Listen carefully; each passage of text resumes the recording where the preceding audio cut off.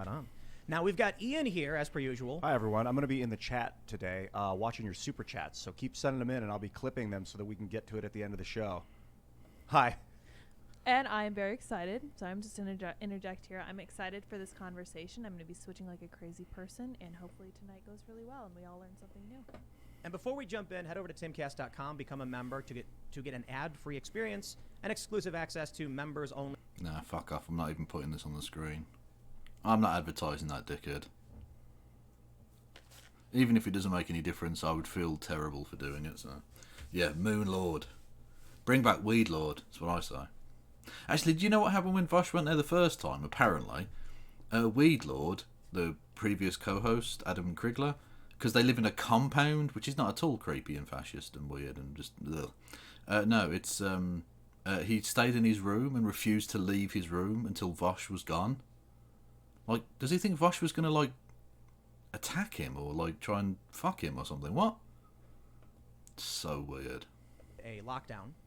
Most, or I should say enough people ignored it. They went out in the streets, and then this resulted in news articles saying, chaos in Sydney. People aren't, they're not following the rules. The vaccination rate in Australia is ridiculously low. I think it's 18%, really, really low.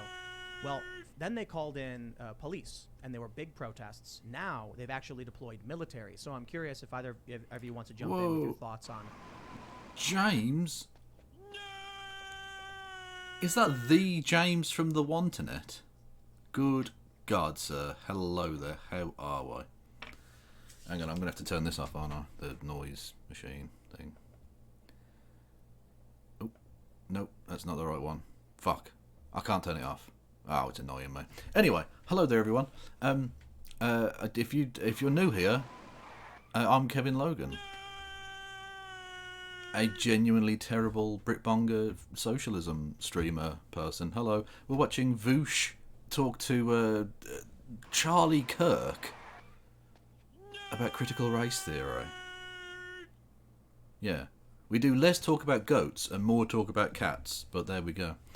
Can we get a shout out for James from the internet? Hello there, James. I was watching a little bit of your thing earlier. I saw you absolutely go off on the landlords. It was very, very good. Everyone go and follow James from the internet. They're pretty dope. So anyway, hang on. Right, thank you.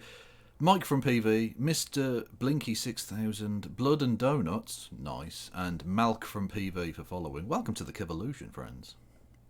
Anyway, here's the tiny-faced freak lord. They're going to be talking about critical race theory. It's going to be awful. New York City. Yeah, look, I'm not getting the vaccine, so I'm part of the 100 million people that are unvaccinated, and it's an experimental vaccine. You're a liar. Anyway, Tucker, please, look, please, death. Grim Reaper.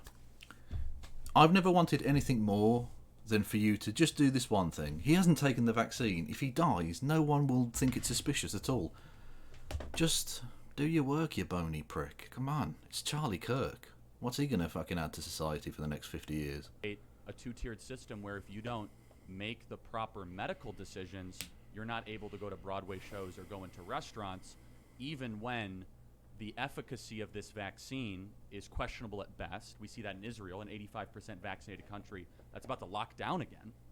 And most of the new cases are from vaccinated patients, not unvaccinated patients. That's almost certainly a lie, but it doesn't really matter. Yeah, obviously against mandates, and I think people should be able to make their own medical decisions. I think it's pretty obvious. Well, I disagree. I think Except when it's abortion, obviously, and then people don't get to make their medical decisions, do they, Charlie? is that it's alarmism because a new study from the Public Health of England found the Pfizer vaccine is 96% effective after 2 doses at staving off the Delta variant. Is Tim Pool being cool for once I could ever? probably agree it's alarmism, but it's enough of an alarm for the public health leaders to undermine the argument that the vaccine is a solution to what would possibly satisfy the public. Did Tim Pool push back on a right-winger for once? 1,000 deaths a day, not 334. But sorry, go ahead. Well, a couple of points on this. First of all, it's experimental in the sense that there was an expedited process for its release, but there have been full and extensive studies on the safety and effectiveness. I'm taken aback. The reason why the FDA study hasn't been finished, the reason why it hasn't been fully vetted, isn't because they're looking for long-term health effects. It's because they're determining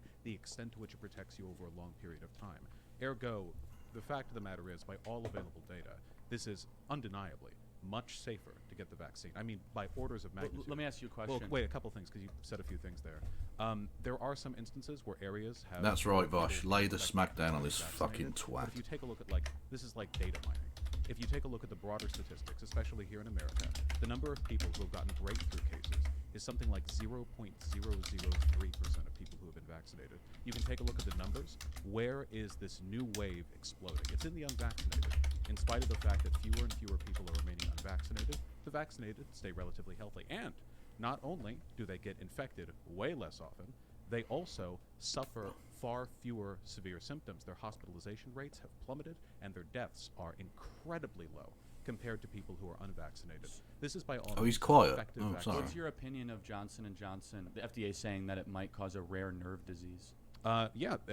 That's something that, first of all, when you take a look at that, you have to recognize that even if that was the case, Which the FDA says it is. right? Well, they're looking into it, of course. It No, does seem they issued an official warning that it could issue a rare nerve disease. That's a big deal. could issue, of course. They're looking into it, and that is something to look into and to be concerned about. What's your opinion of VAERS, the Vaccine Adverse Event Reporting System? Hold on. Where Let's- there's over. let's- well, first, I'm just curious because these Let's are do the Guillain-Barré syndrome Yeah. though. I think you want Yeah, so of course, stuff like that can happen. Now, even if that claim is the case, it would remain the fact that unless the extent of that potential nerve damage is just apocalyptically severe, that the effects of getting COVID would still be far, far worse than the potential side effects of that vaccine.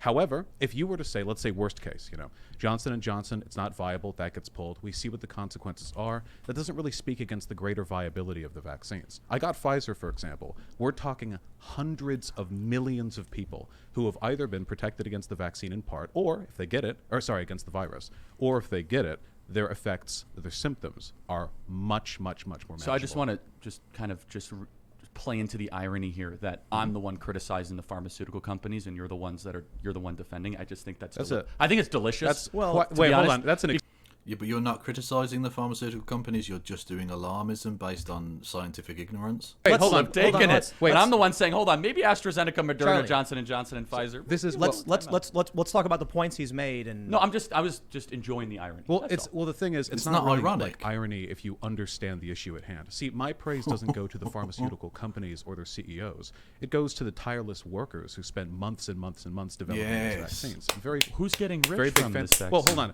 Have I at any point praised the distribution or profiteering system Who do you think behind gets rich Pfizer? from vaccine So mandates? This is, the so this- workers or the this is a- Pfizer CEO? Nobody's talking about who gets rich. This is a toothless. Isn't that your whole Wait, hold on. shtick? This is a Like, toothless workers' critique that you rights. could. Like- Charlie, let's hold on. try and go back and forth, man. This is a toothless critique that you could apply to literally anything that you don't like. Everything in this country is manufactured to the profit No, of but CEOs. we don't mandate it, and so you can't go to restaurants if you don't. Okay, well, I'll tell you, Charlie, easy solution to you. Let's nationalise the medicines industry. Simple. You want to focus on. I'm in favor of Give control of the nationalizing pharmaceutical workers, industry. those I'm willing to take it that corporations. far. But whether or not Oh. that's on the table, and I can't just make that happen. When we're talking strictly about the effectiveness of the vaccine, it seems So- to be so effective. let's That's not a talk- praise of the capitalist industry behind No, it. I was just enjoying the irony. That's It's all. not So- irony. Well, It's it's not totally irony. ironic because It's I'm the one idiot. saying that they might be lying to us, and you're the one that's saying it's super effective. Wait, what Which lie? usually, if we were wearing our traditional uniforms, right versus left, it would be the other way around. That's all I'm saying. The only comment But I'm making what- is that Yeah, you're idiotic, Charlie. Yeah. to say about the vaccine adverse event reporting system that says, well, over 7,000 people experienced death after getting the vaccine. Does that worry you? the VAERS system is entirely self-reported. I don't think it's generally used Do you think to it's form an accurate underreported metric. or overreported? With VAERS, it's almost impossible to say. You know what VAERS is, right? Can you tell me what VAERS Yeah, is? VAERS is a government website that physicians or individuals can submit complaints or concerns after an adverse event report from a vaccine. Since you cannot win in court against a vaccine production company, then they go through some process where the government then can distribute some form of remedy if you had an adverse event reaction. Right. That's what VAERS is. And researchers like it because if you take a vaccine or you get some other procedure, any medical drug done, you can report the effects there, and it can be a way of gathering sort of aggregate data concerning the effects of these potential treatments. The problem is researchers don't use this as a bulletproof way of determining the outcome or effect of anything because they're literally just unvetted online submissions that anybody can put in. So I agree.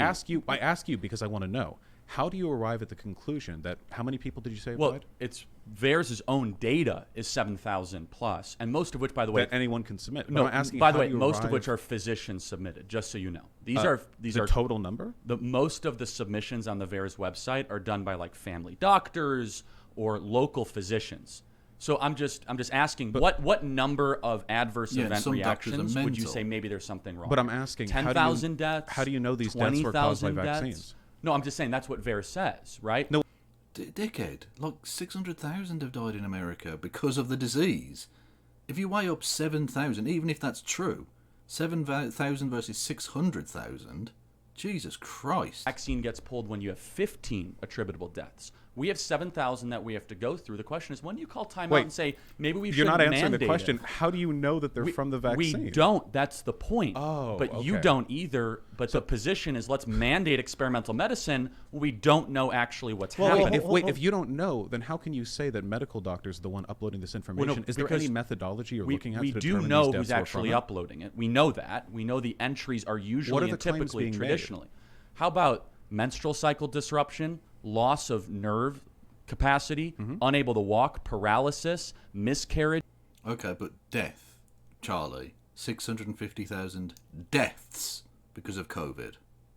Death. Let me Like menstrual cycle interruption is not great, but compared to death, it's a fucking walk in the park, isn't it? We can try and. How do we know it's from the vaccine? It's a difficult question. I would say that if you have a mass vaccination program which gives out 330 million doses or so, and then people start saying, "Hey, I got the vaccine, then this happened." VAERS isn't here to say it is or isn't. They're here to say, can we find a pattern in this? And I think 7,000 suggests there may be one at the very least. I'm not a scientist, so I can't stress that. I will also say, however, to Charlie, Guillain-Barré syndrome, which I'm probably pronouncing wrong, it's a side effect. I always mispronounce it. Yeah, me too. Guillain-Barré. Guillain-Barré. There you go. Yeah, something like that. My understanding is actually a side effect of many vaccines. Yeah, it is. And so, Totally, that's correct. It could be. well, so the issue I have is one of the things that Vaush brought up is that there's been, how many you mentioned, 100 million, 160 million? In the 115, I think it is, million. who have been fully vaccinated? Fully vaccinated. I think in that ballpark. So, Maybe a of bit course, you know, Well, if this you, is the thing, if you, none of these people are scientists. None of these people should really be talking like this.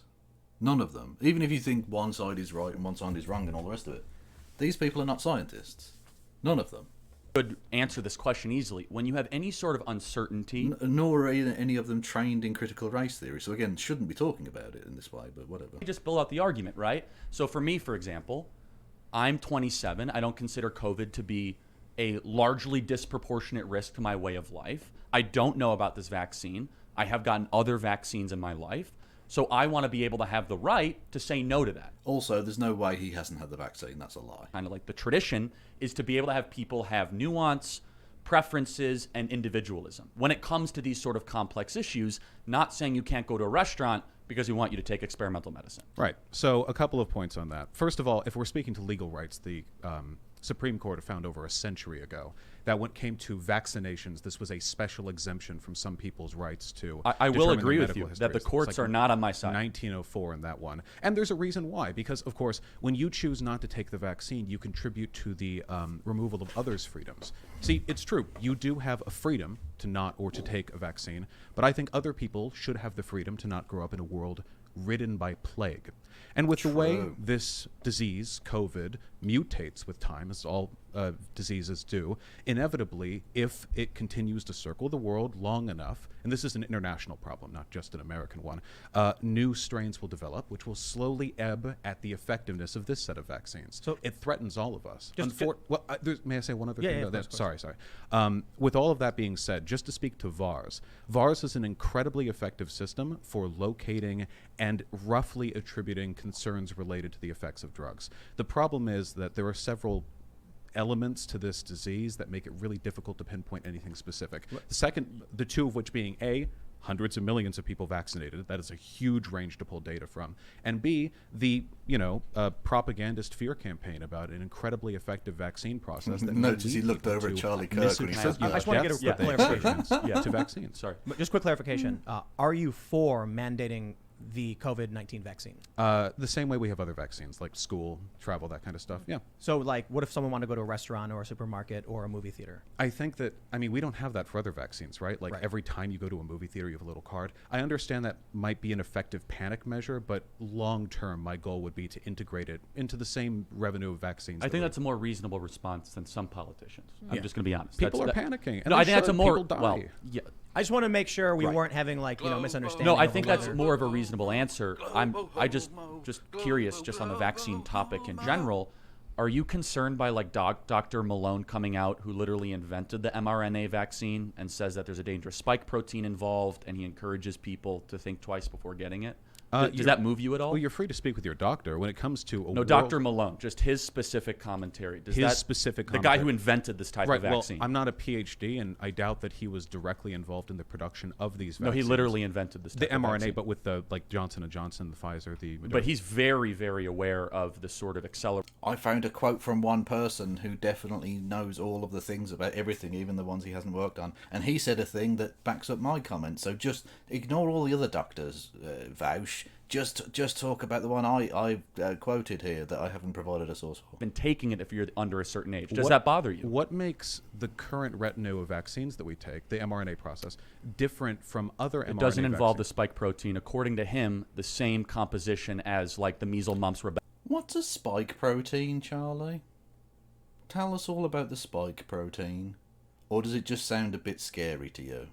But if Right? he wasn't involved in the production of these modern vaccines, how could he possibly have any comment on any of the rigors or tests that were done Because he before? invented this type of vaccine. I'm just saying, But does that bother you? Do you think it's just like fear propaganda? It should be considered vaccine misinformation. Yes, it should be. by the scientific community rather than, with respect to you and myself, YouTubers. Well, no, I agree. So, but the question is which scientists, right? So there's a lot of scientists speaking out against this. Dr. Brett Weinstein, Dr. Malone. What right? is Dr. Brett Weinstein. See, that's what Nazis would say. completely spurious So let me association? do you trust Fauci more or Dr. Brett Weinstein? It's not about Fauci. It's about Fauci. He's a virologist who's been wrong about everything. It's about Well, the let's- global. Well, hold on. Been wrong about everything. What the fuck is...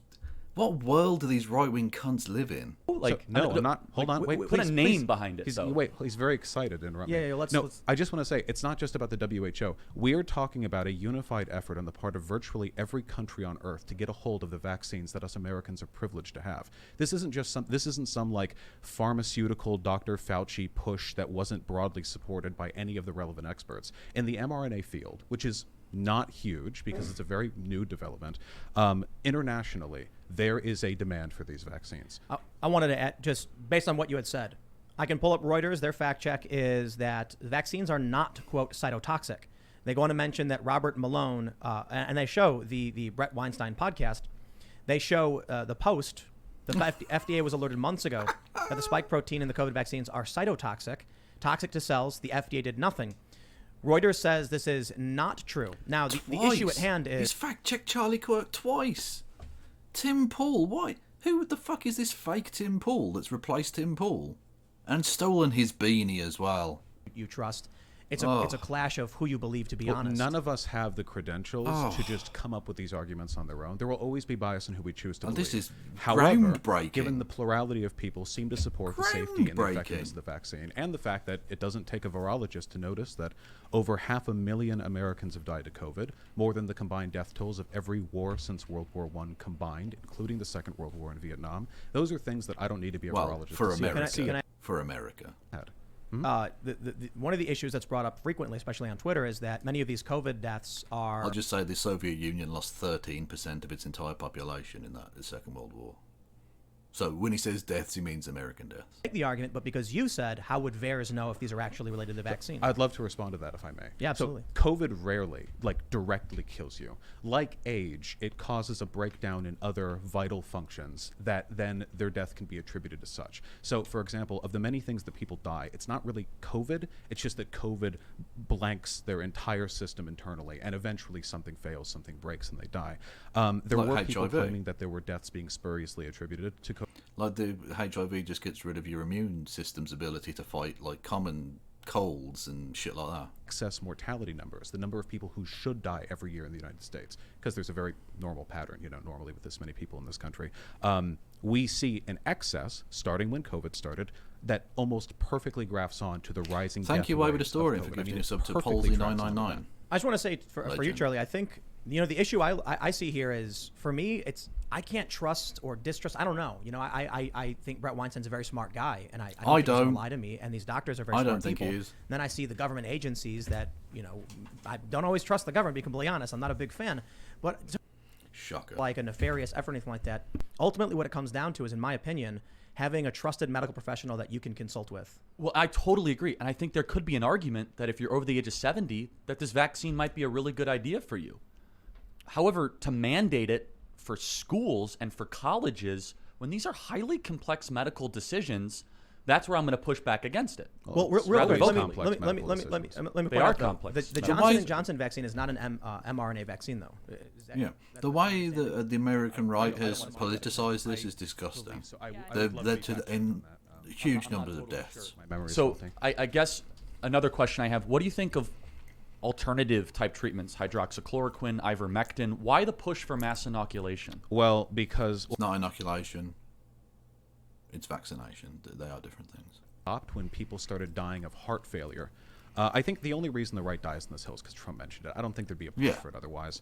Absolutely, The yeah. vaccines are the effective way of getting mass populations inoculated. And while it is true that most of the people who die are ancient, the fact remains that people experience long-term side effects from getting COVID, even if they survive. I know people who are in their 30s, and me, a blistering 27-year-old myself, I'm not especially worried, but I've heard them talk about how much harder it is for them to climb up flights of stairs. I know that erectile dysfunction, fellas, is one of the listed potential side effects of getting COVID. Even There was young, healthy, no People other have lost entire problems. mouths It is full true of that teeth death because is of most, nerve damage. Literally, the teeth have comorbid fallen out. with age and pre-existing conditions, Mad but shit. still. And that's not even to speak of the COVID variants. I mean, right now we're on, Delta? But if it keeps cycling around the world, let it go for another year. Who knows how bad this could get? Epsilon. So Johnson & Johnson is not Epsilon. an mRNA vaccine. So there's an alternative to mRNA if you're concerned about it. And there was some guidance with the nerve disease with that. Sorry to interrupt. I do think we kind of overlooked something really interesting, is that when did we mandate vaccinations in public schools? Well, I know the Supreme Court case concerning this was in 1904. Yeah. So I would know it would have to have been earlier than that. I know that Washington even had his troops vaccinated, though I For forget. smallpox. Yeah. Smallpox, was it? Yeah. That was at Valley Forge. Yeah. You're right. Well, I don't know what they did. Hit people with a rock and then It was pour like liquid they had like a in. needle, I think. It was- and they would prick you with the needle that had like a weakened sample or something. And they would have Yeah. had to forge that. And that's what inoculation is. Vaccination is a dead form of it, so it's not an active form of the disease. Whereas inoculation, you're given a weakened form of but it's still alive, which is still potentially very dangerous. I think the real issue, for the most part, is just mandatory. Well, I just also have another question. Do you think that there might be any bad motives behind these four companies, AstraZeneca, Moderna, Pfizer, and Johnson & Johnson, considering they are big pharma and they pursue profits, which generally, as a libertarian socialist, you're skeptical of? Do you think maybe they might have nefarious motives? Oh, their intentions are reprehensible. They have for many years made money off the backs of American deaths. The opioid crisis is almost entirely attributable to the And the malfeasance. Sackler family. Yeah, I mean, no moral love for these companies. If this could be, and by the way, the mRNA process was developed through public funding. It was, an effort invested in by the collective good. Something I'm generally And supportive Dolly of. Parton. When it comes to these companies themselves, and when I say, go get your Pfizer vaccine, whatever, please do not mistake this or anything else that I say for an endorsement of the practices of these companies. It is only through cruel twist of fate and the economic system we live in that they are the ones put in a position to handle this. But it was the workers at those companies, not the CEOs, who did the work. I'm just curious, does that ever make you stop short and say, maybe they're trying to massively inoculate us on a vaccine that might not be as effective to try to pursue profit, not well-being? Does that ever enter into your... Charlie, you're so close to getting it. If only you weren't being dishonest. Company that's run for profit, which is everything. Because Charlie... Oh, shit. Basically, Charlie doesn't believe for a second that profit over human good is bad, because his entire fucking shtick is that profit over human good is a fine thing. rundown. He's a Main massive Streeter, in my capitalist case, I guess, dick rider. That's what he boulevards does. in Los Angeles. you're seeing the protracted efforts of $1 billion industry to make sure you want things they're selling. He didn't say Could Jews, that he be said the case Sackler for family, COVID? but yeah. Undeniably, there was a profit incentive involved. Oh my goodness, I'm sorry. And there was probably a protracted effort on the See, part of even these big companies to make sure streamers they punch were the first, and they microphone. probably It's not took every just dirty me. advantage they could What get. if But yeah. with the data available, I have to still, much as I would say, hey, I would prefer eating McDonald's food to starvation, I have to say this is probably still something we should be doing. Do you want to do? I don't want to. Thank you, Strider Wild. No, for for sure. sure. Do you want to make a Welcome final? to the Maybe you would evolution. starve instead I of actually McDonald's, think I this don't has know. been really constructive and not like that, inflammatory. I think that deep down you have this kind of, urge that I'm already there, where maybe they want this thing to go on for another decade to go make another $100 billion, and maybe the cheap drug of hydroxychloroquine or ivermectin might work better than they might think. I don't have that urge. It's just Charles. No, you just again sucking Trump's dick with that one. Topic. I let's- just think it's So No, the medical professionals don't think that fucking hydroxychloroquine is the solution to this. For us, the pharmaceutical industries, though the available evidence does seem to point to the effectiveness Trump of said it, vaccines, I say so- this. Nationalize the pharma industry. Seriously. It could be used Yeah. for the collective good, and I would Absolutely, unironically yes. actually trust it more in the hands of our ineffective, bloated government than I would the sociopaths who run it currently. And So I mean that. I'll wrap this up by saying, always talk to your doctor. This is one of the biggest things. Like YouTube is very strict on this, especially. But I genuinely think this is the right answer. If you're watching this, don't assume anyone here is right or wrong. I mean, I'm sure there are people who think Charlie's made a bunch of good points, and you have. Ultimately, it's down between you and your doctor. And I'll stress, for whatever your opinion, Charlie, I understand. Hydroxychloroquine and ivermectin haven't been approved by the FDA, and so that's just another. we're just asking questions whether Right. it works or not. So that We're just asking questions like, what about Building 7? I got to be honest. In regards to ivermectin, people have been eating horse paste that they sell. I looked up what the FDA says about it. They say do not do this, and they actually give a very good reason. They say, although people are claiming that Also, Charlie was like, "Oh, it's fucking experimental. We can't be having experimental. But what about these things that no one thinks are good apart from Donald Trump, like ivermectin and fucking hydroxychloroquine? That's the solution to the problem. Eat my dick." This thing, that's Yes. horrifying. Ivermectin is technically a drug for horses. It's Veterinary. off-label use. Oh. yeah, it's a dewormer. And so you can go to like Oh. Tractor Supply, and they have a sign that says like "Do not eat this," and please. Any drug for horses will burn a human out from the inside. feel Those like you things might, are. yeah. You've been to your horse. They're titans. They're like, Yeah. So let's talk about the other big topic, critical race theory. That's the one that Another topic no one in that room is qualified to talk about. And it was because I think my approach to it was too surface level cultural. So the last time we had Vaush on, when you asked me about it, I couldn't give you a good answer. And I think we can talk about what's Yeah, happening no in shit. schools, the things they're teaching children, and I don't know if either of you has an opinion and wants to start off with. Floor is yours. Yeah, so there are two CRTs. There's the critical race theory that I know of, which is a highly esoteric, essentially elective class that you can take in some law schools that teaches you a variety of incredibly eclectic legal theories some of which I like and some of which I think I disagree with. And then there's the critical race theory that people like Christopher Rufo have been trying to push, a sort of catch-all term to describe all anti-racism. We see these anti-CRT bills being put through state legislators, and a lot of them don't even mention critical race theory. True, They they mention don't. stuff that's been boilerplate anti-racist theory for like 2 centuries. That stuff really concerns me. If I think that academia is to an extent sacred, of course, all the good things in our society now were born in the halls of academia. The Enlightenment, our democracy, the fair trial that we enjoy if we're arrested, these were things that were originally considered to be the crackpot initiatives of academics, and only through the respect of those ideas have we arrived at what we have today. So if there are problems within academia, I would have them solved in academia, not through the big hand of government reaching in and censoring everyone who says something that disagrees with some political party. So a point of clarification: you don't believe that critical race theory is in schools? I think that maybe there are Hey, ideas which Kamazats. overlap with critical race theory, Can we but have a there's shout always out going to for be Kamazats overlap in the between chat, please? academic Go and ideas. I mean, follow I drank water, so did Hitler. One of those types of Snorlax. situations.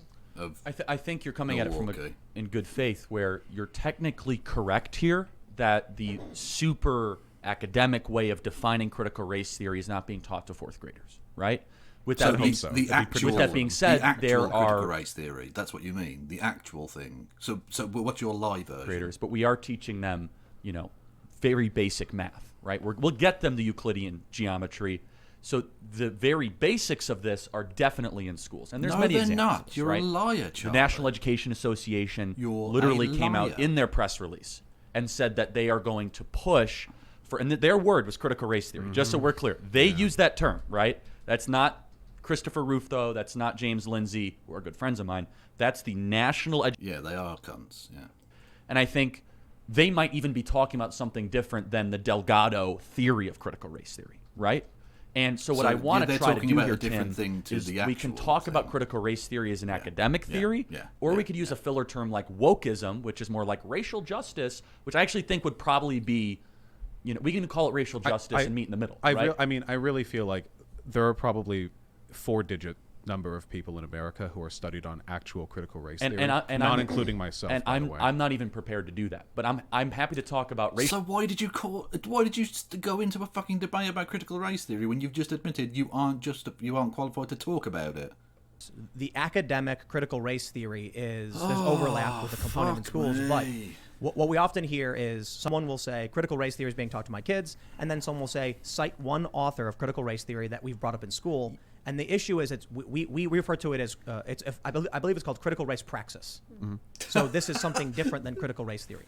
It's so being why did you implemented call it in critical education. race theory debate? But that's why you said wokeism, and you said. I just think that discussion is so unhelpful when Joy Reid and Christopher Rufo are screaming at each other, and Joy Reid is saying like it's not being taught anywhere. Christopher Rufo, so yes, it is. When in reality they're both right.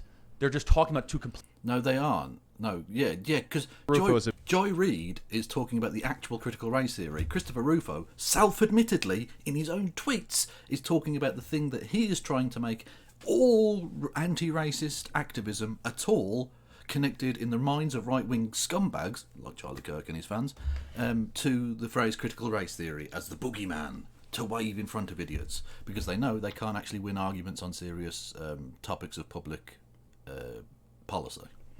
If we're talking, in academia, the term white supremacist is virtually never used. It's sort of a common parlance. What I will say, though, to give credit to Christopher Rufo, is that this is all kind of downstream from the conversation that Marcuse and Delgado started. It really is. Marcuse, whoop, whoop, whoop. We got some Frankfurt School. We got some anti-Semitism. Defense for, and some of them so I like might how about like disagree with. black-only dormitories? Generally not a fan. I don't think they're like black-only dormitories explicitly harmful in the same way that traditional segregation is, but I also think that it incentivizes bad types of socialization, where the way that you get a reprieve also, from the if you let your cats run loose outside, you're part of the problem. Of your own race. Maybe that incentivizes some bad stuff. In my university, we had safe spaces, but you know what they were? They were like chilled, like coffee break rooms behind like Where'd you go? Latin. I went to Humboldt State. Okay. And right behind there, and like anyone could go in there, whatever. Just the only thing that they asked was that you. Most of these little places don't sound like real but colleges. as long as you met that qualification, that was fine. That to me, that's a good Tulane. safe space. Maybe that works. That's not real. So just happy to go through more. Go for it, please. Hit me. I understand Louisiana I think this is State, actually really helpful. So how about reparations for college, slavery? whatever. I think I'm pretty in favor of that. Yeah. Okay. It's Make the argument. just an owed debt. We said 40 acres and a mule. We never paid it. And unfortunately, the material reality for a lot of people who were slaves didn't change that much after they were emancipated. I mean, if you were a slave and you're made free, that's a big step up, don't get me wrong, but you have nothing. I mean, nothing. And because of the way generational wealth transfers from father to son or mother to either... Also, it's Notre Dame, not Notre Dame. Unfortunately, we still see the consequences of that borne out. You can actually look county by county. Where were slaves kept? Which were the plantation counties? And you see, this group of black neighborhoods, that's where they settled after slavery ended. It's like really immediate stuff, and it's a debt owed that this nation never paid. I don't necessarily agree on reparations, but I think we need to clarify what that ultimately means. But I will say I've long held the same position. I actually worked on a documentary. There's an issue of... I don't care what Tim Paul has to say. Basically, for me, reparations is not so much about the idea of just giving black people money. It's about actually levelling up the poorer parts of society, which is, disproportionately black people, so that there's a more level playing field, and to repay the debts to the, those who've been fucked over by the American system. So it's about institutional investment in things like education and housing, etc., etc. What do you view reparations as? More importantly. Whereas the So, right wing this is a think big it's literally divide. just Some people think oh, like the cash government's going to payments. write I'm a not a big fan of that. It $10,000 doesn't check fix the for problem every for black one. person. It's if you I mean, can put that money into wouldn't that have community, some but impact, but there's it been wouldn't be research done actually on a how thing long that the would dollar just stays in a raise black black neighborhood people as up. opposed to a white neighborhood. And if a black neighborhood, all of the businesses are owned by corporate. Like parents Uncle that are Sam's just majority gonna make it white, rain on the eventually black the money folks. filters out, Like, and you it's- get that's very not gonna temporary happen. boost in living situation. The Not much fuck? long-term structural change. I'm a big fan of structural reparations, not based on race, but rather based on targeting neighborhoods that need it the most. Some of these neighborhoods are like white. I passed through some of them on my way out from Ronald Reagan Airport. I can tell which parts of this country Ronald you can Reagan see it in the Airport. bones of the neighborhood. Can we And get some lols in I chat think for that a Ronald new, Reagan still being dead? Proper reparations project, a new deal even, would go a long New way. New Get Deal. some Well, so work you're crews saying out not even there. based on race. What about no deal? I think that we should recognize that this is largely a racial project because, unfortunately, poverty and race are really intertwined in this country. But in terms of applying it, I think that it would be much more healthy. Also, if we Boston's the best treated it city, like a not just because of the collective Red effort Sox, to etc. bring up the Also, lowest sort of echelon. they of named our their economic airport So after I me. want to ask you, Charlie, So, would you agree Logan with Airport. a program that was in how do I describe this? Explained as reparations, but was not based on race, went to people based on class and neighborhood, so that it could help Latinos and white people and Asians and everybody. First of all, I'm against reparations. I just don't like the word because it kind of implies this intergenerational type guilt or allowance that I kind of... Yeah, you are still benefiting from the existence of slavery, Charlie. Deal with it, you whinging cunt. Absolutely. And I think that Vaush is hitting on something, and I think that you're saying that it's inherently racial. I really want to explore that with you because I think that's interesting. I think you're wrong, but I think that's interesting where I think the racial thing is actually being used to distract people like you and I from actually talking about what's really happening here, which is a small group of people getting a lot richer while normal people get poor. And I think the racial thing is... You support Donald Trump, you fucking twat! Smokescreen in the middle while we're talking about something that we're never really going to have consensus on when the true struggle right now is mainly economic.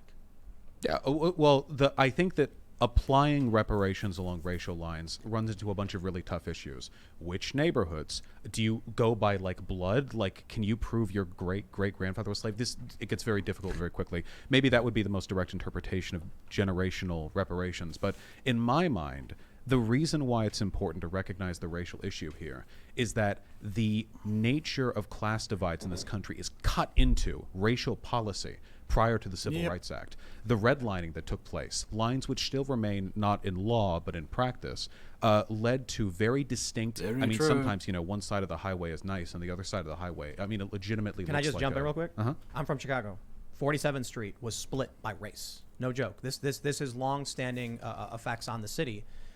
Just to point out. No, and I grew up in L.A. and on either side of the 5, Yes. which cut through the city, or the Thanks 405, for that sorry. interjection. Let me right just there. interject something too, and I don't know if you're familiar. We were actually told that we would be arrested from the south side of 47th if we crossed 47th.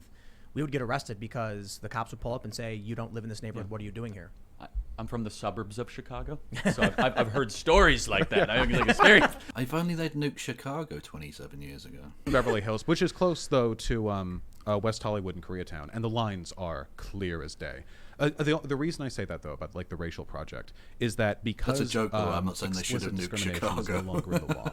And, we've pretty much wiped that out, with the exception of some, I guess, edge cases. The project of systemic racism, or the existence of systemic racism, Kamazats, is that's the something which is problem, man. carried through class. That's the problem. This is a room full of people uneducated on the topics they're talking about. And I think Vaush is doing an okay job of defending the general leftist position here, but none of these people have like a genuine academic credential to be talking about these topics to this degree. It's just Can't really madness. heal itself inertially unless we do something specific. So the issue with that argument is that the more that we intervened in the black community, it actually had the opposite effect. And Thomas Sowell probably has done the best research and literature on this. Thomas, he's literally mentioning Thomas Sowell. No, I wasn't trying to besmirch. He's a very thoughtful thinker. And he actually lived through this, right? He's a he thoughtful lived through the Black thinker. Renaissance in the 40s and the 50s, where redlining was a legitimate problem. So was yellow lining, by the way, against Italians and against Jews. Nowhere nearly as bad, but there were other degrees of discrimination based on ethnicity and cultural background. And the black community, especially, the area really well in the south of Chicago. Thomas Sowell, God, he's in theory an American academic. He's just a right-wing sort of Uncle Tom character. Collectivized basically. their purchasing power, He's awful. and they saw their incomes increase actually at a higher rate than white Americans in the 40s and 50s and early 60s.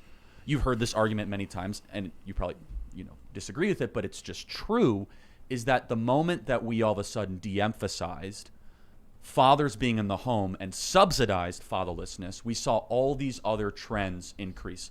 So in the right before the Civil Rights Act passed. So fatherlessness is a problem. So get rid of the prison industrial complex, which has stripped tens of thousands of black and indeed other fathers from their homes needlessly for non-violent crimes.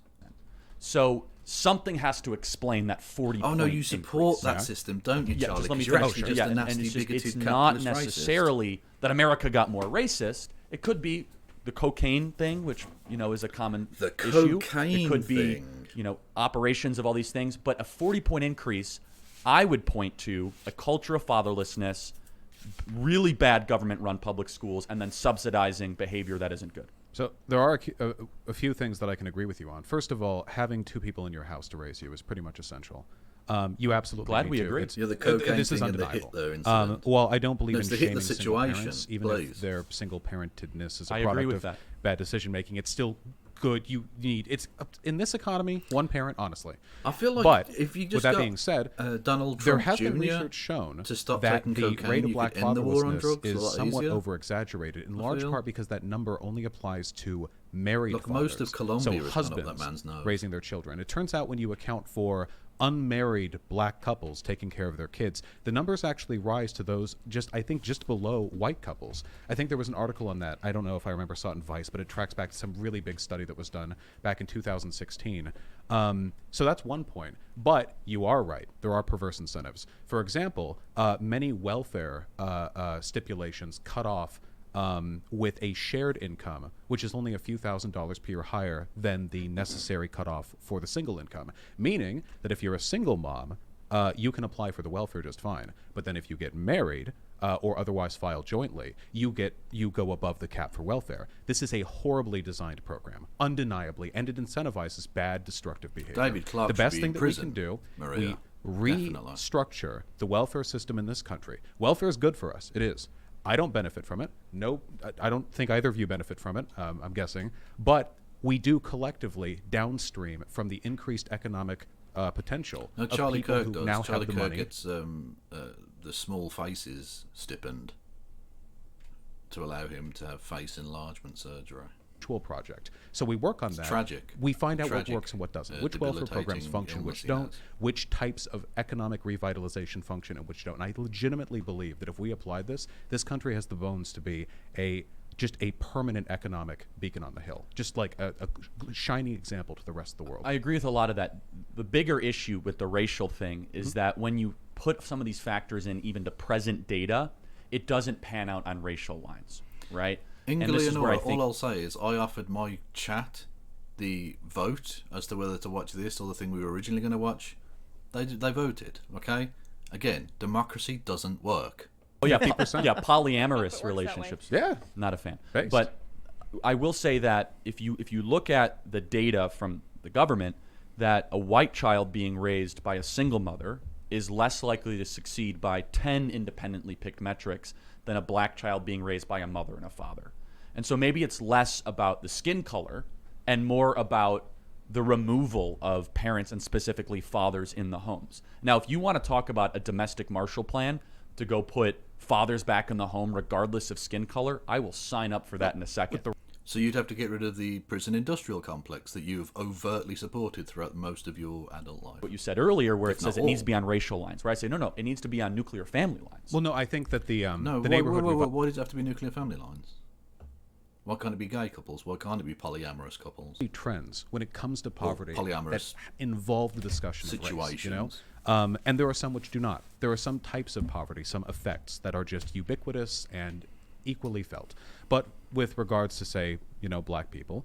The fact that they couldn't get loans to purchase homes for a very long time. I mean, there were people living who couldn't do this. The fact that they didn't benefit from the Marshall Plan, if I remember correctly, after World War II. Well, Marshall Plan was Europe. You're talking about the GI Bill. Oh, sorry, the GI Bill. My apologies. Let me just point out all these white guys. Actually, that's not true. The Marshall Plan. Did you know that 1 in every $20 of the Marshall Plan went to that well-known Eastern European country called the Central Intelligence Agency?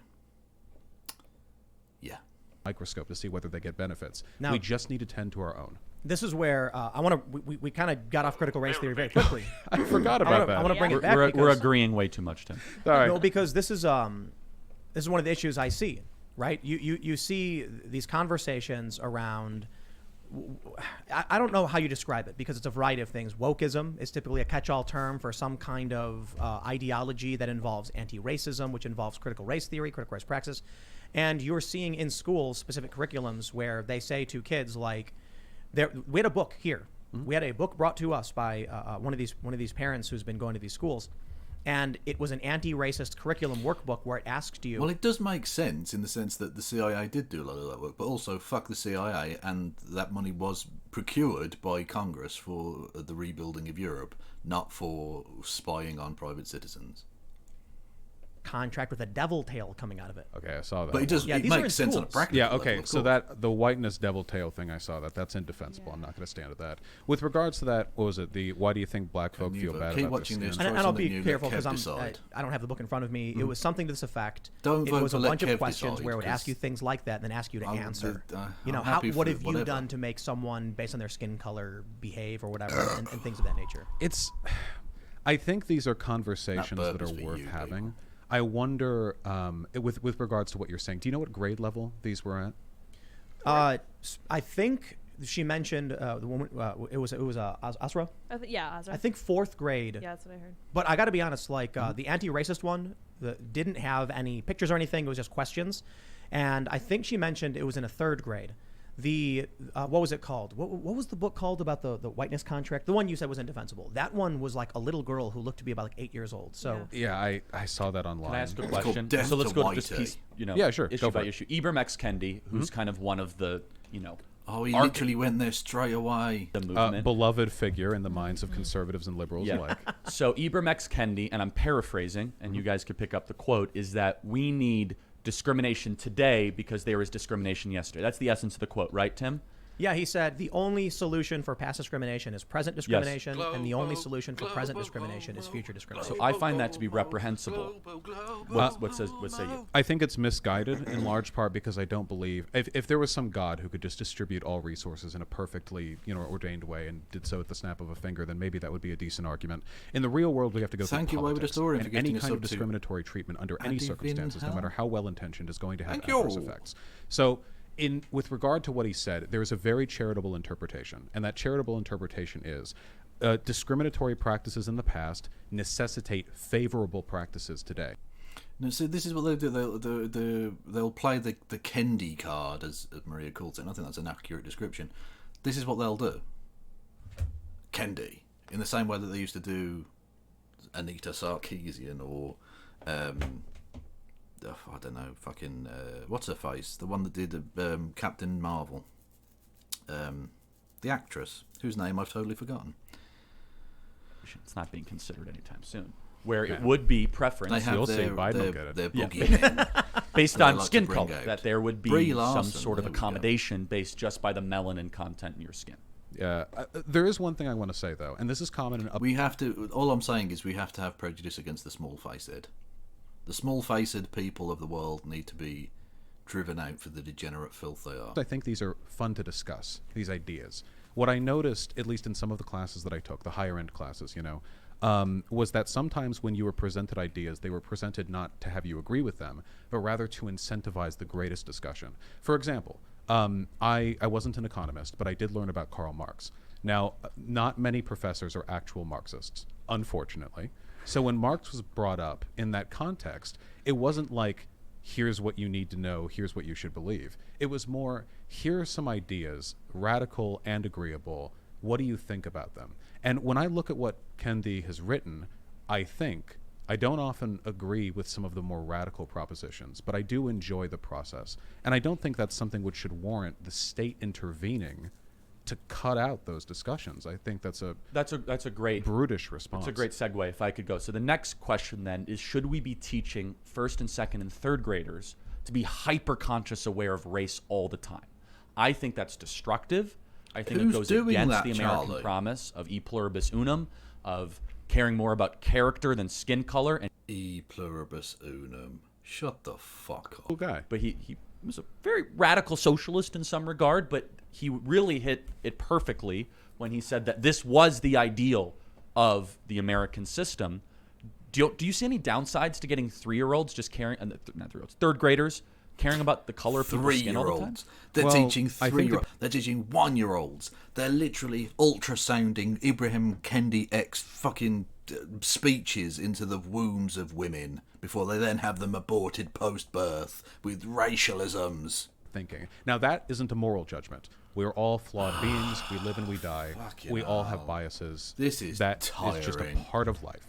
But I think conversations about those things can be valuable. I don't believe we live in a colorblind world, so teaching people that we do can often lead them to remain ignorant to evident problems. Now, to what extent would you be comfortable, what would you say, like bringing a racial consciousness to third graders?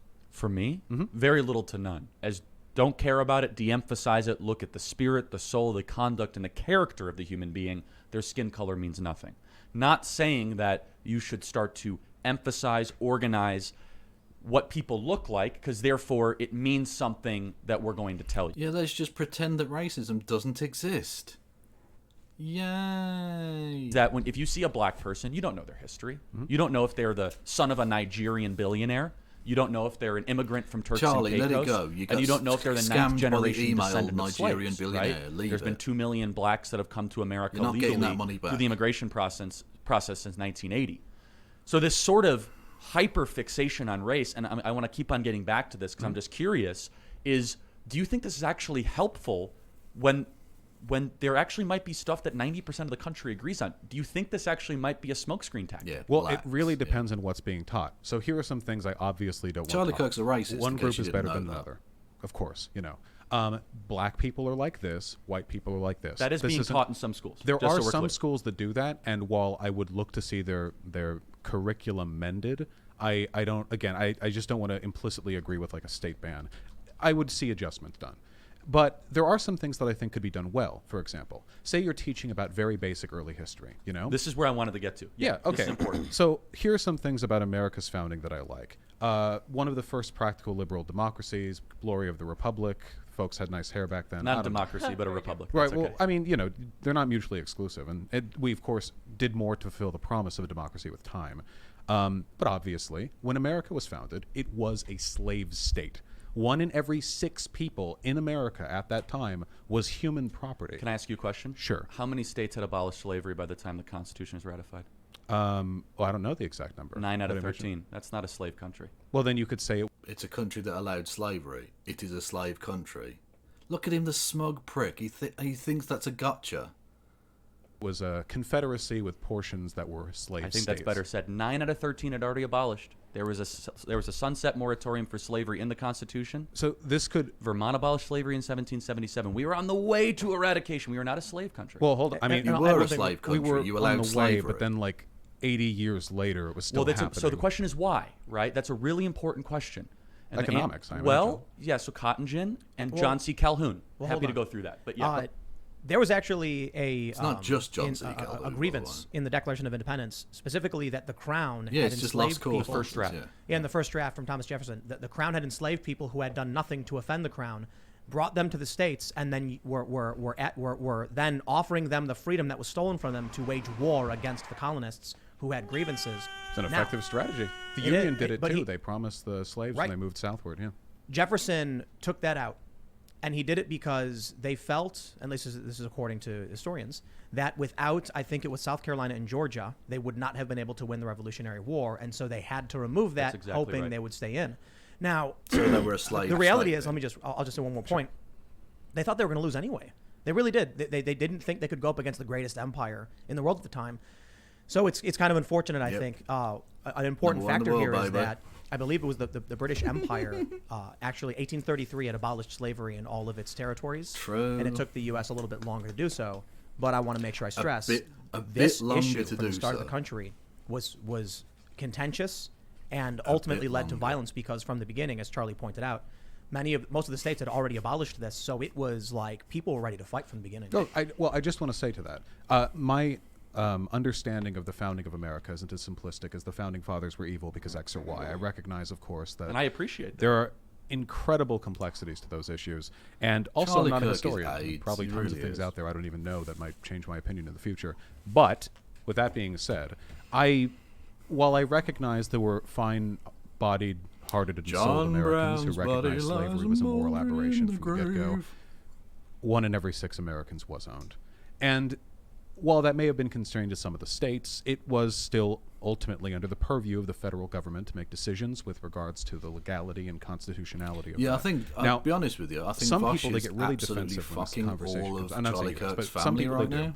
And I think think he's it's doing a because they pretty think I'm good assigning job. some kind of moral worth to them now or to the country now or making some kind of broad prescriptive statement. I'm not. The only thing I'm saying is when you're teaching history to a bunch of kids, With Timple's help, yeah. you have to teach it all. At least you have to teach the basic pointers. And for black Americans, the history of this country has been less than favorable. So I think that in the context of that discussion, saying, and to this day, we still have some problems with race. There are some legacies of slavery that still affect black people, and we're working on it today. Something like that. That's a kind of racialization that I'm in favor of because it doesn't encourage stereotyping, it doesn't encourage discrimination, it just encourages a base awareness of some serious problems. So, but that's not happening, right? Is that largely what we're seeing through school districts like Chicago and in Washington, D.C., and the entire California school system, representing 10,000 schools and 6 million students. I've seen the again, the documents on boogeyman. those. Yeah, is that it The doesn't boogeyman. have that kind of nuance and complexity that you just presented, right? Where let me just say this, Yeah, is of course. that part of the kind of archangel triumphant of the wokeism coalition is Nicole Hannah-Jones, Robin DiAngelo, and Ibram X. Kendi. Oh, and Nicole Hannah-Jones in fuck's particular, sake, right, it's the the author of same the shit 1619 again. Project. It's the same. She heretically says that America was founded on slavery, right? It was. And so I'd part be of okay with that. Yeah, it but was. it's just not true. But it It is depends true. on what you mean by founded on. This is she defines this. She says the founding fathers were in favor of it. Not Yes. true. Yes, George they were. Washington wasn't. John Adams wasn't. John Quincy Adams wasn't. They didn't stop it, did they? Signed a moratorium of new slaves coming into the United States. Ben Franklin chaired an anti-slavery convention in 1775. None of these guys were right. They didn't stop it, though, did they, Charlie?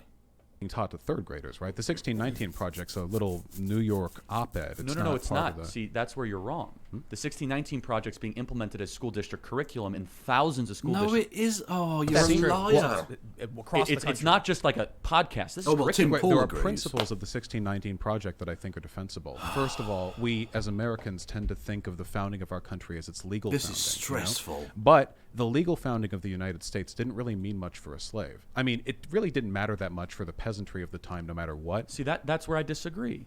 Because so when was the first state to abolish slavery?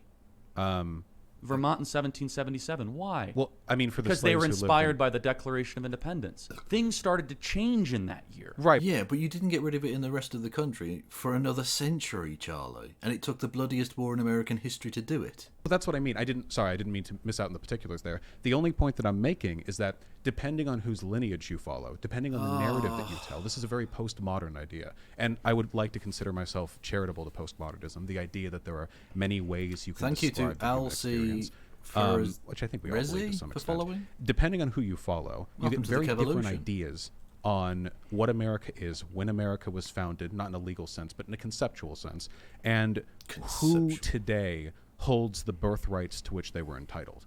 And these conversations should be had. They're worthwhile conversations to have. I've seen some of the curriculums in these schools. I find some of them a little bit objectionable. But to be perfectly clear, I found school curriculums objectionable for ages. About half of Americans believe in the lost cause myth, the idea that the North started a civil war and it was over like states' rights or whatever. That's believed by a large number of Americans. There are textbooks Idiots. put out by Pearson and Texas Racists. that have There is narratives some in them truth that to are- that, by the way, There's- just so we're clear. It is There is some truth to the lost cause myth. Charlie Kirk needs to get cancer. problems with many of the ways children are taught concepts in this country. That's fair. None of them have made me want to get my state legislators to just outright ban all of these ideas. Well, so let me. I'll make 2 points. First, the 1619 Project is Most of in America schools. was stolen Newsweek from reports Mexico. U.S. schools have openly taught the 1619 Project for months. This is back in September.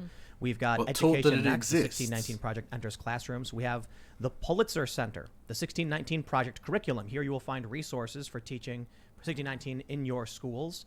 And I don't know if I have one more source. Right? Then we move to the. Do they read the full thing in class? That's crazy. It's pretty dense reading, you know. They It do is. They do it. And then lawmakers push to ban 1619 from schools. So it's there. It is. And so let me tell you why people like myself are Cunts. pushing for Yeah. the bans of the 1619 Project. Is that first of all, it's just Because- not true.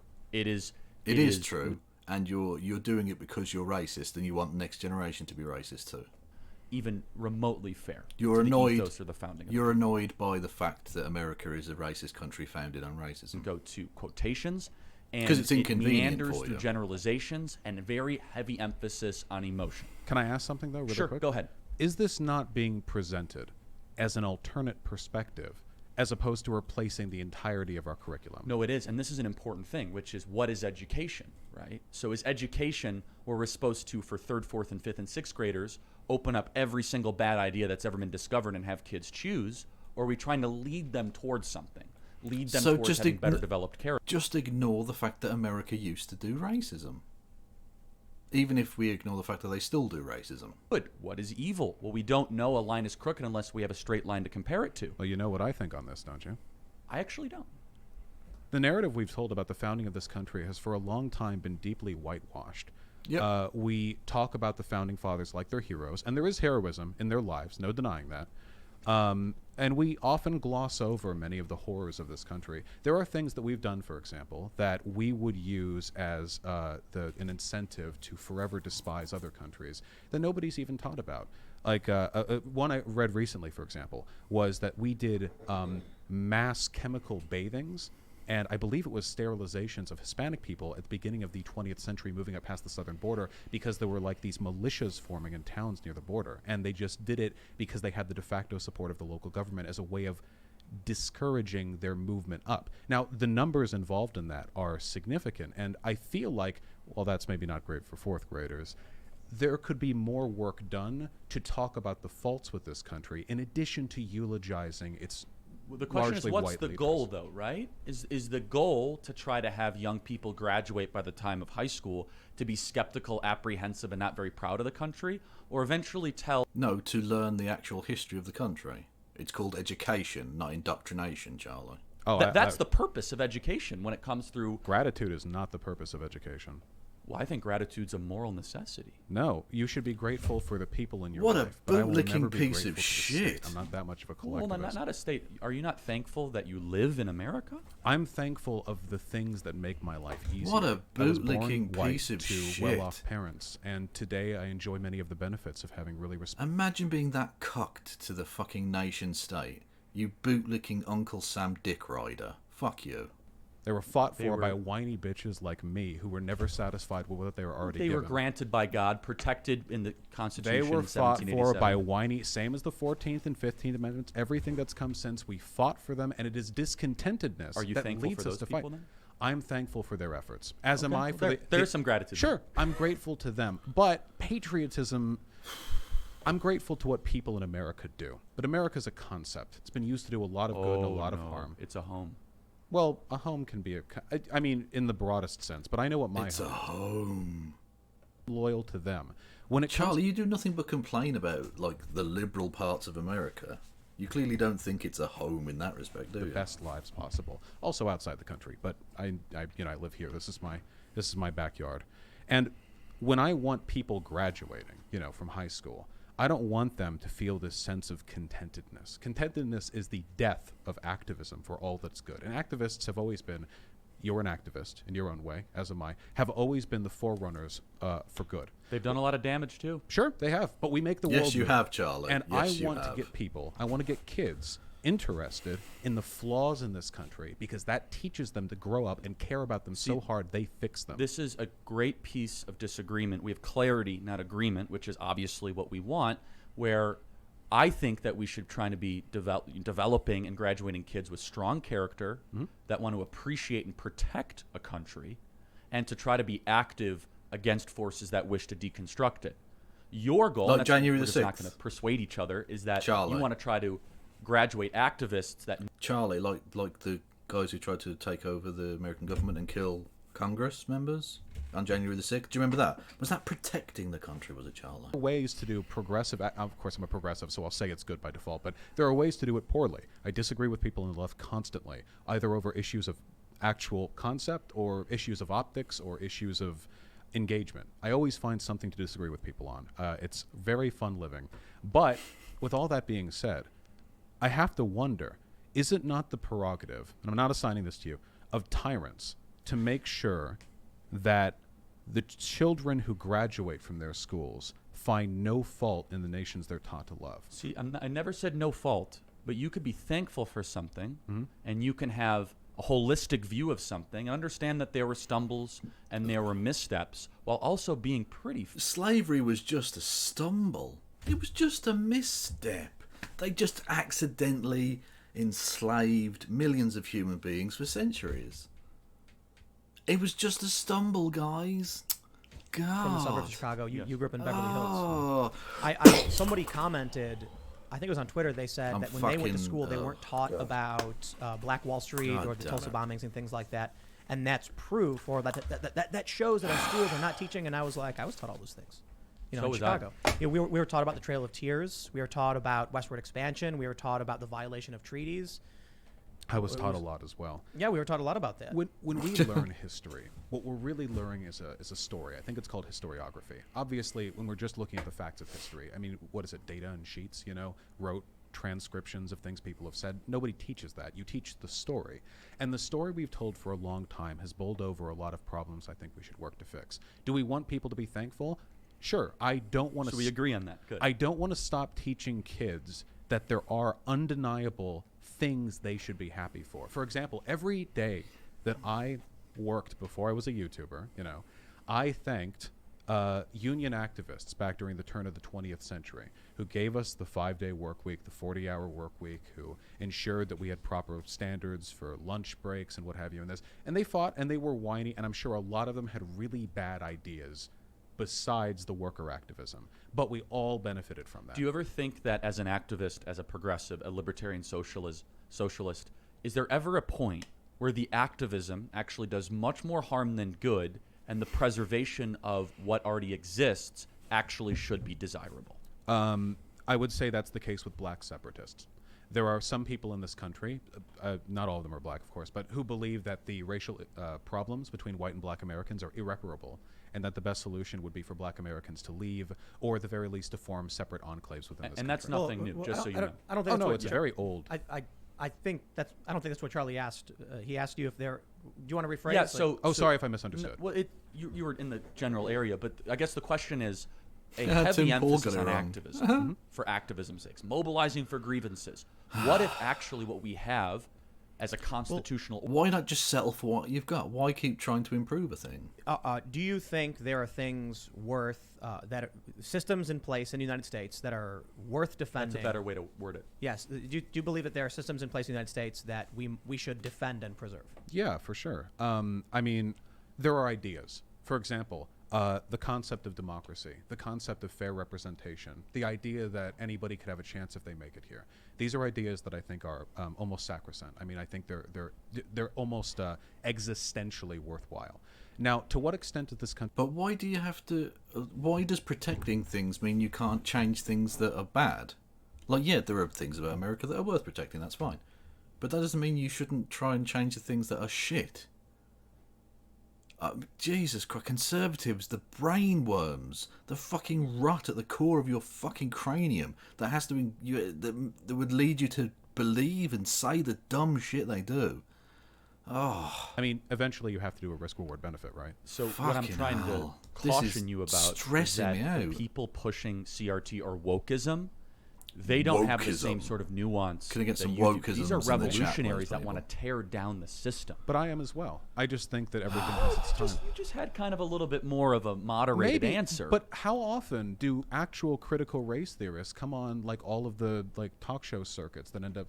I mean, we've had some. I mean, Joy Reid advocated for it, but the actual Well, hold on. scholars. They're running Lockheed Martin, Northrop Grumman. They're running the United States military. They're running How are away. They're running the United States military. Okay, I'm out. I'm actually out at this point. I'm done. I can't listen to this. I can't listen to any more of these lies.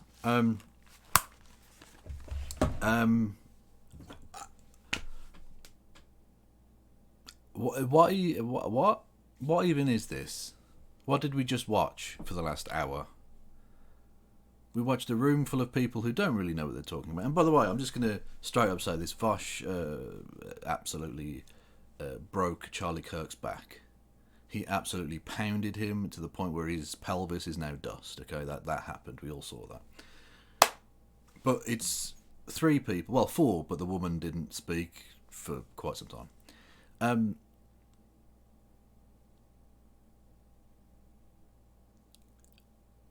There are 3 people in that room talking who have absolutely...